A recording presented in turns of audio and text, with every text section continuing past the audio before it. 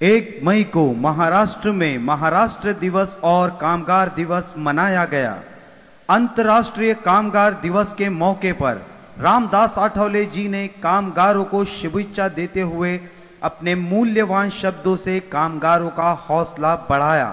तर आजचा जो दिवस आहे, आज जसा जागतिक कामगार दिवस आहे तसाच तो महाराष्ट्राच्या स्थापनेला 55 वर्ष पूर्ण झालेले आहे। तो महाराष्ट्र दिवस म्हणूनही हा साऱ्या महाराष्ट्रामध्ये आपण साजरा करतो आहोत आणि संयुक्त महाराष्ट्राच्या मुवमेंटमध्ये schedule caste federation Babasaheb Ambedkar हे सुद्धा होते, त्याचा आम्हाला अभिमान आहे।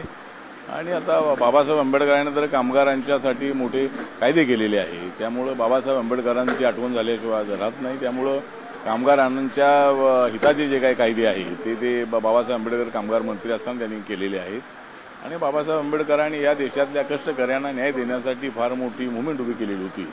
त्यामुळे आज या महाराष्ट्र दिनाच्या निमित्तानं महाराष्ट्रातल्या तमाम जनतेला मी हार्दिक शुभेच्छा देतो आणि कामगार दिनाच्या निमित्तानंही जी कॉन्ट्रॅक्ट सिस्टीम आहे ती रद्द व्हावी आणि प्रत्येक कामगाराला परमनंट अशा पद्धतीची जी नोकरी मिळाली पाहिजे। त्याचबरोबर 8 तासाच्या ड्युटीऐवजी कारखान्यामध्ये 6 तासाची ड्युटी जर केली तर कामगार अजूनही चांगल्या उमेदीने काम करतील आणि 8 तासामध्ये जेवढं प्रोडक्शन असतं तेवढंच किंवा त्यापेक्षा जास्त प्रोडक्शन ते 6 तासामध्ये ते करू शकतील आणि त्यामुळे अनेक बेरोजगार तरुणांना कारखान्यामध्ये नोकऱ्या मिळतील। त्यामुळे मला असं वाटतं की यासाठी मी भारत सरकारकडे प्रयत्न करतोय आणि 8 तासाच्या ड्युटीऐवजी 6 तासाची ड्युटी करण्याचा आपला प्रयत्न आहे आणि आपली मागणी आहे।